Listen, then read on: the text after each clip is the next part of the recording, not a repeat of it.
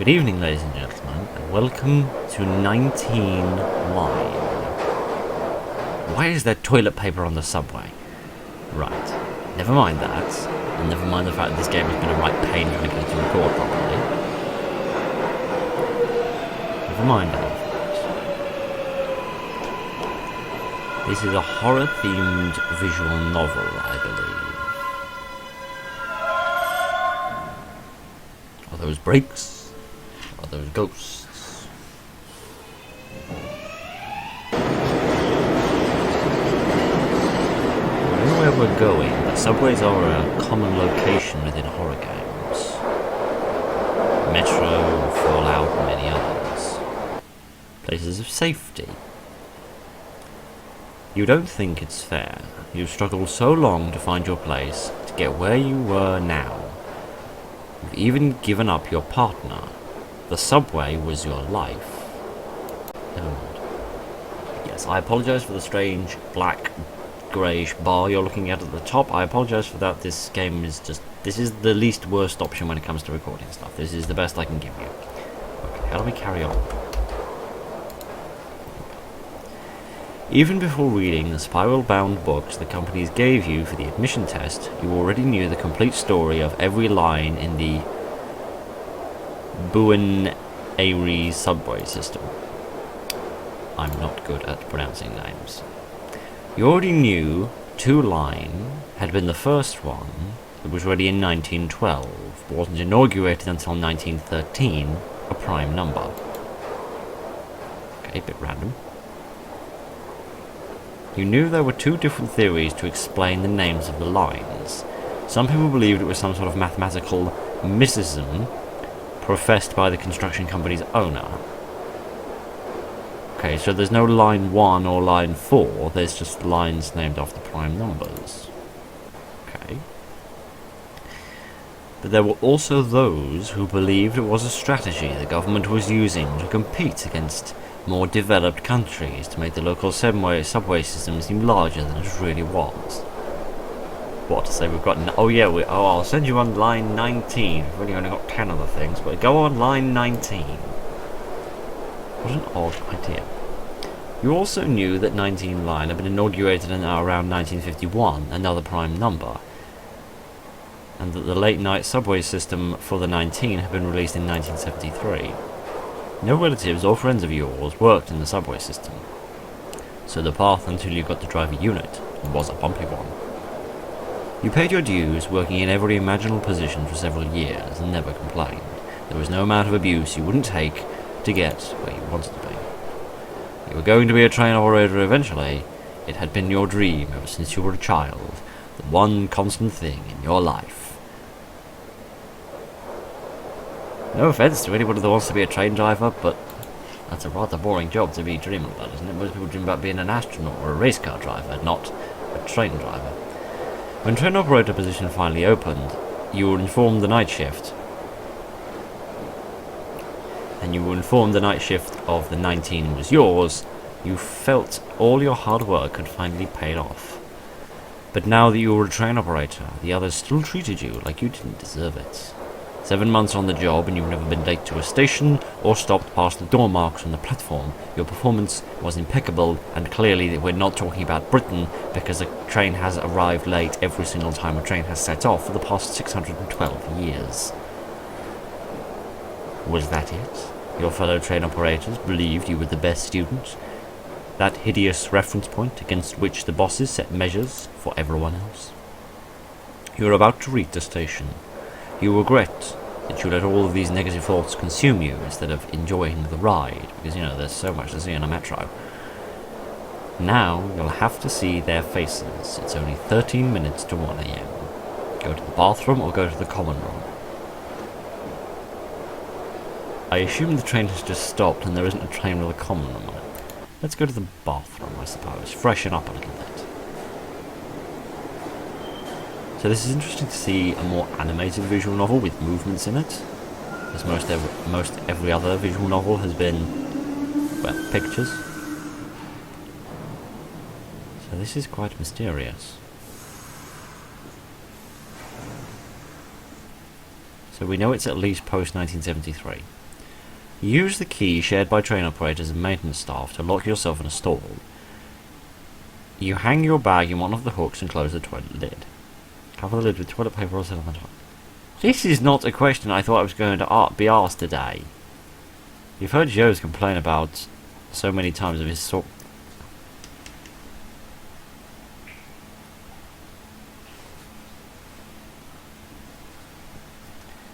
This will be a short section of an enjoyable game. Let's just get through this.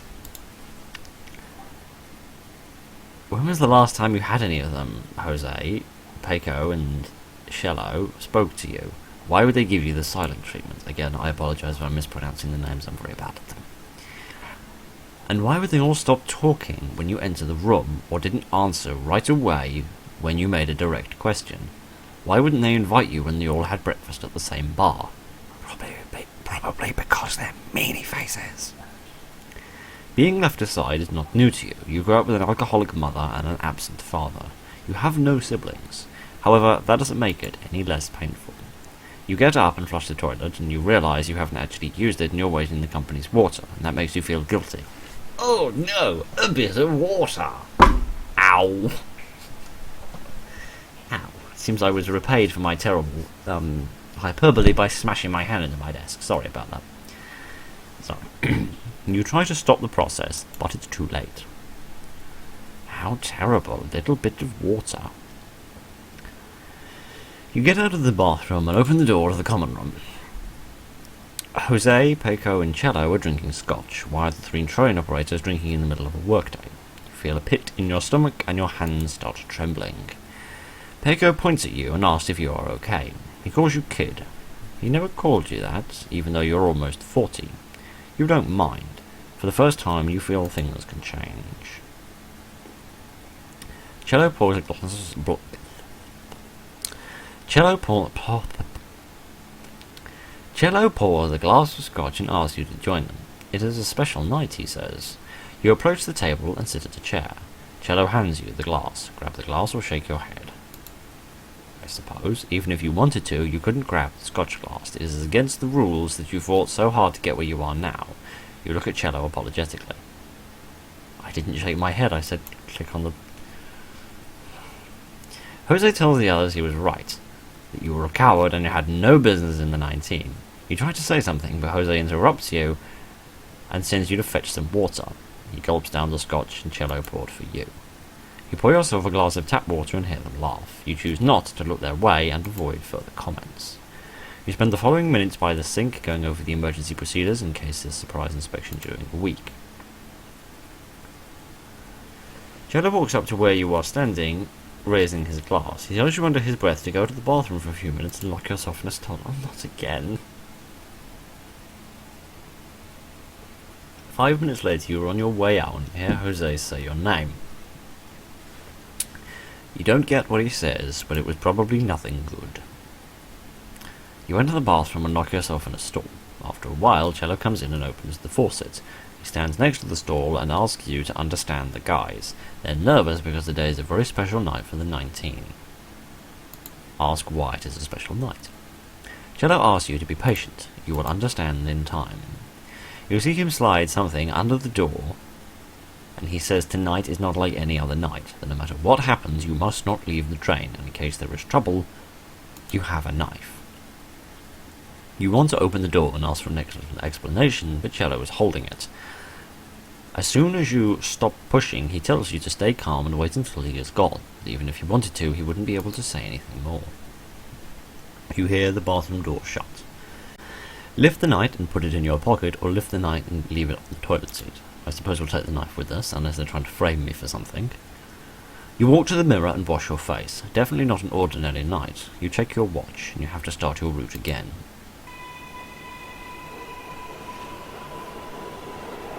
So something is afoot. Something that the other operators know about, but that they're not in the mood to tell me about. Interesting.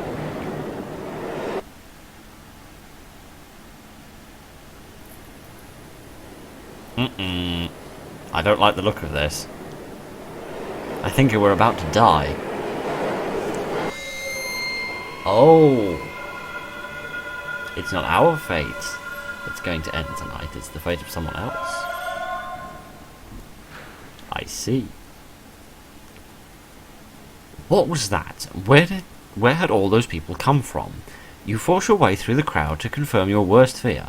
A man's torso lies a few feet from the train. I'd be less bothered about the dead people and more worried about where all of these people are coming and going from. You don't see his legs, but assume they could be between the train and the tracks. Also help to move the body or go back to the car. Try to communicate. You ask one of the people there to help you move the body, but they ignore you. You grab another man by the robe. Please tell me that's not a euphemism. But he gets rid of you and keeps walking. Why aren't they helping you? Who are they? Go back to the car. You need to go back to the car and inform the services that should be suspended until the body is removed and all of these people have been moved from the tracks.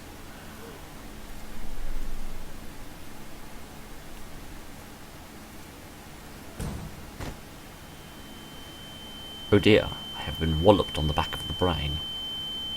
Well, the back of the head. It's quite hard to hit my brain, what with the fact of being so small. You open your eyes and try to understand what you are seeing. It is hard to get used to the light. Somehow you are walking amongst all the people. Close your eyes or struggle. Struggle. You notice they've been holding you under your armpits. 2 rough movements and you are free. Speed up.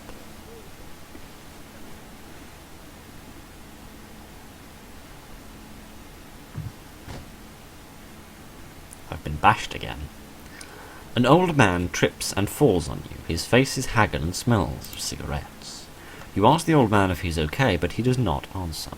Before you can get up, somebody else trips and falls on top of you. I say, this is a very uneven bit of ground. You ask for help, but nobody stops. More people trip, and for a brief moment you are aware of the weight on your legs and your chest, and you feel the pressure of cold, rough floor at the back of your neck. You scream until you pass out, ending 1 of 8. Oops. Okay, so I got flattened. Let's try to get up this time.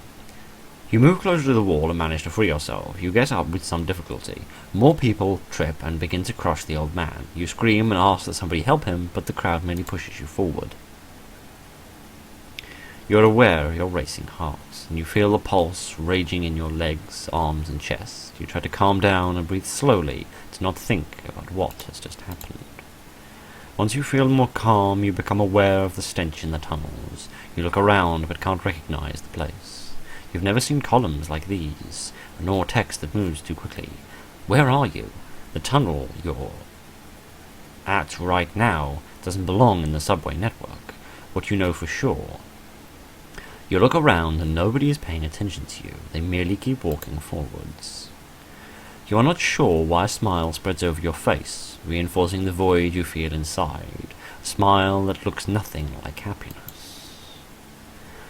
You think these people are like the subway. They move forward with overwhelming strength. For a moment you see a body right before it was hit and grab your head. Your legs hurt, but you know you can't stop. You've made that mistake before. You feel something different in the atmosphere.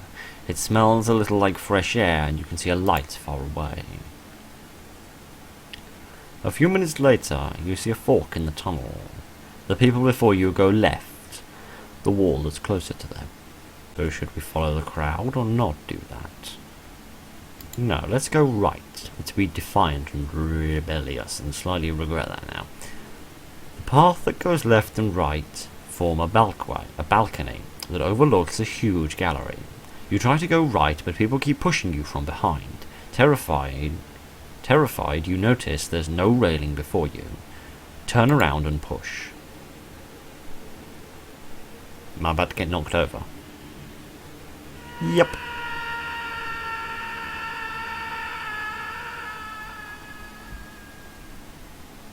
I think I might be dead. Dogs? Even though you push desperately, you end up falling into the void and crash to the gallery floor. Unable to move, you see giant shadows walking swiftly towards you. A few seconds later, you don't feel anything anymore. Ending 2 of 7. Oh dear.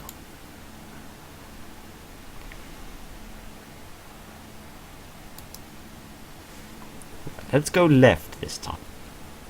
You turn left and see how the walkers appear to be choosing their places. You think right away about that one time you went with your ex-wife to the Colon Theatre. Back then she still said, "Me too," to your "I love yous. The stale odour becomes stronger and brings you back to the present. You have no doubt now there is a certain rhythm to the terrible banging that fills this place. You've walked a little more than a quarter of the terrace circumference when you see people coming your way. You think they might be the ones who turned right at the entrance. Keep walking a little more or plant your feet. Let's keep moving. Let's not draw attention to ourselves. After a few steps you realize you can't keep going and decide to stop. You try to stick a foot in between the legs of the person closest to you and the wall. You look at the entrance and see the people start pouring in. You see them pushing, hearing the first of the screams. But they do not come from people falling. It is the crowd cheering every time somebody falls and smashes their head against the gallery floor. The one closest to the walls push forward in order to see, and those closest to the edge lose footing and fall. Terrified, you see how your foot begins to approach the edge and a sharp pain begins in your calf muscle. Unlock your foot from the leg behind you or grab the collar of the person. Let's grab a hold of them. If we're going down, we may as well take somebody else with us. Uh-oh. I get the impression we're going to be hearing that scream a lot.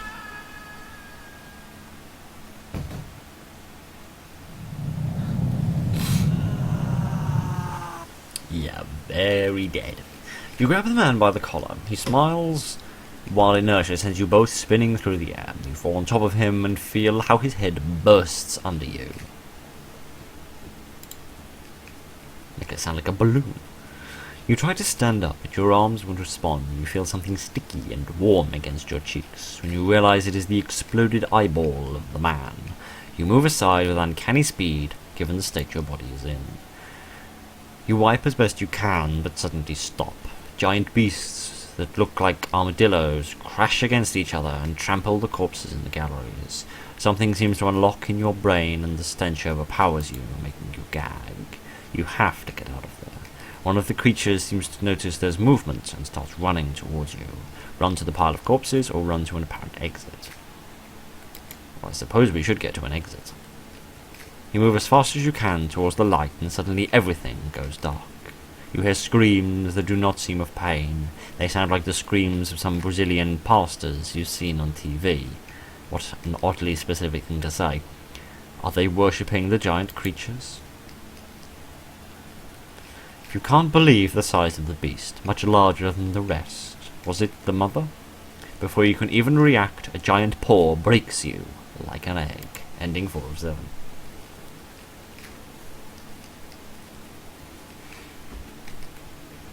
Okay, let's run to the pile of corpses this time. I think we might have missed ending 3. You'll throw yourself over the bodies and roll to one side. The creature charges against the bodies and you hear the sound of broken bones. Another creature runs at you. Stand or stay where you are. Well, let's stay still. Maybe they're tracking motion. You stay where you are, waiting. The first creature turns when it notices your presence and gives a step forward, making the second one deviate from its path and crash into the wall beside you. The creature's shell scrapes against your leg, tearing your flesh. Adrenaline shields you from the pain. The creature gets trapped upside down after the impact and cannot get back up. You move as fast as you can towards the light and suddenly everything goes dark. You take the knife out of your pocket and don't think about it twice. You push the blades into the soft tissue and use all your body weight to open the wound up to the creature's backside. This has a strange sense of writing in it. The screaming is deafening. You jump aside and watch the mother turn her young right side up while it dies slowly, its guts spilling all over the floor. You run to the light while the mother keeps moving the creatures with its snout, and the rest of her offsprings keep smashing corpses frantically. You enter the old tunnel and try to put as much distance as possible between you and the gallery. As you walk away, the sounds soften until they seem to disappear. After walking for some hours, you collapse on the floor, look at your hurt leg and realize that it's difficult to keep going. You lose consciousness, and in a fit of fever, you dream about one of those creatures charging against you and tearing off your skin. You think of the precise moment that sealed your destiny, and die in the tunnels with a gang on its leg. Ending 6 of 7. What? Why isn't there a back button? Oh, don't tell me I have to go all the way to the beginning again. What? Oh, no.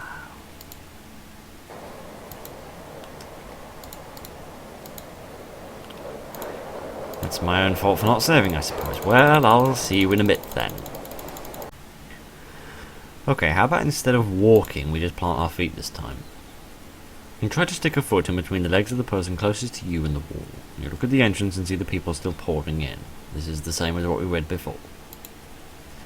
Screams do not come from people falling, it is the crowd cheering each time somebody falls. What if this time we unlock your foot? Should we still fall down? Only without the assistance of somebody else this time? That would seem to be the case. So this time we do not have a splattered eyeball on our head.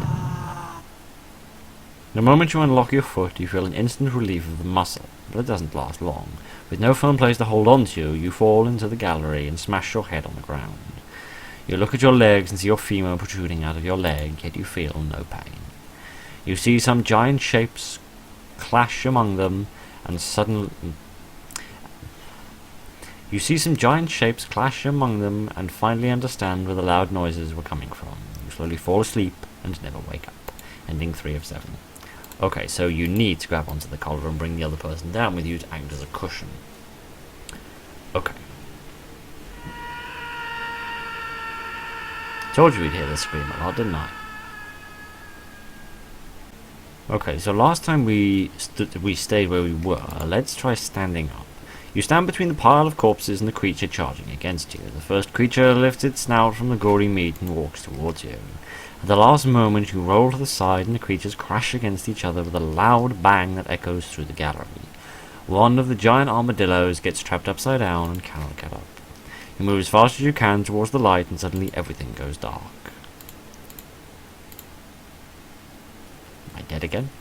You can't believe the size of the beast, much larger than the rest. For a second, you think about what he said and remember the knife you left in the toilet at the station's bathroom, which you clicked on by accident because you were trying to skip through it. What would you do if you had it? The question lingers for a second in the air, and then your consciousness disappears under the weight of the giant claw.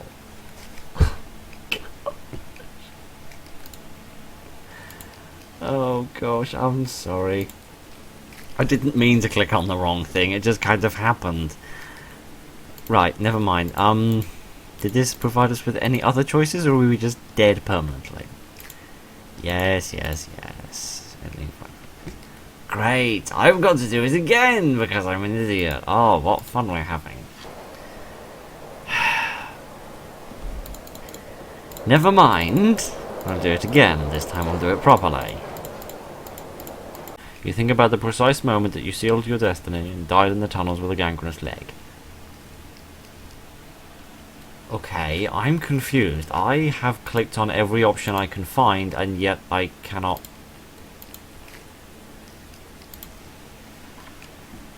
Okay, I'm rather confused. I've clicked on every varying option, and I cannot find... what? The final... Oh, for crying out loud. Hooray! I get to restart again!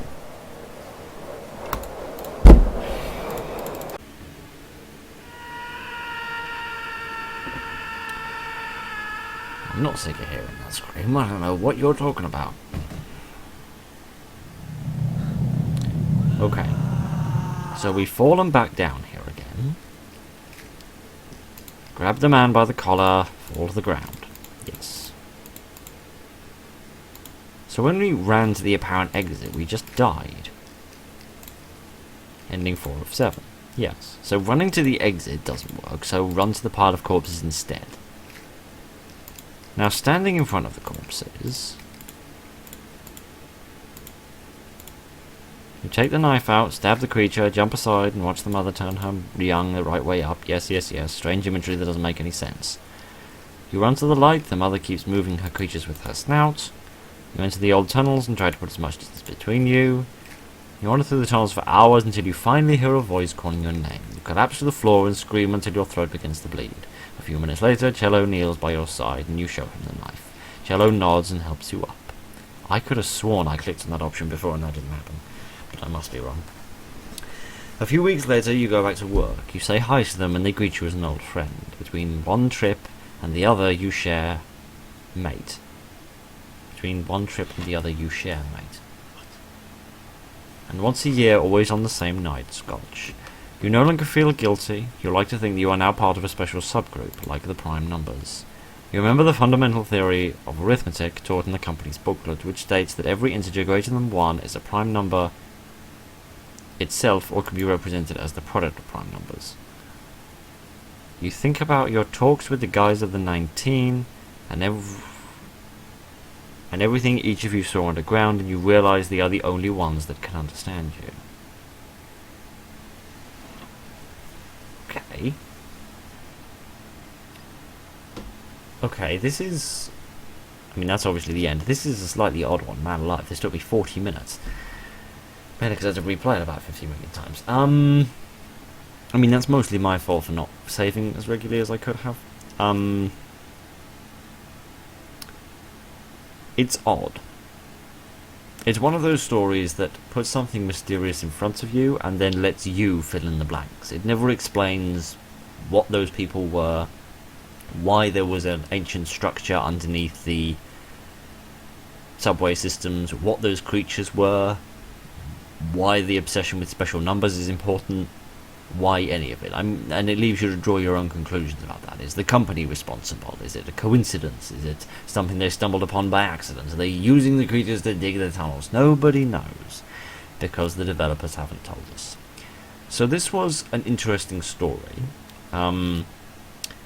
I find it a little odd that some of the deaths you can go back from and others of the deaths you can't. I find that a bit weird, particularly since the first few deaths you can go back from, which implies that you shouldn't really be bothered about saving very often, and then at the end you really do need to save unless you want to restart it again. It would also be nice if the little cutscenes could be skippable, especially on your second run, when you're trying to find other endings. That would be nice, because that rather does slow down the experience. Other than that, it's good. The art style is nice. Obviously, there are a few slight problems with there are a few typos, but I don't think this is actually an originally English game. I think this is an English translation, so that would explain that. Obviously, it would be nice if it could be made full screen, but that's a very small problem. So it's very interesting. It's very odd. It's certainly nice to explore a visual novel that has a different style instead of it merely being the same engine as all the others and it being just pictures and words. This has actually got a little bit of animation in it, which is nice. It's nice to see that difference. And this was a slightly weird story. I'm still not quite sure what the whole thing about prime numbers is. I don't know why that's relevant, because they seem to put rather a large emphasis on that, which seems a little odd to me because it seems rather irrelevant to the whole story. But overall, this was quite nice and it shows potential. I think the person that wrote this should keep on writing and make more things, because they do seem to have a fair bit of potential here that should be explored, even if this one was a teeny bit rough around the edges, but mostly in technical ways rather than actually any creative way. So, that was 19 line, or line 19, I suppose. Thank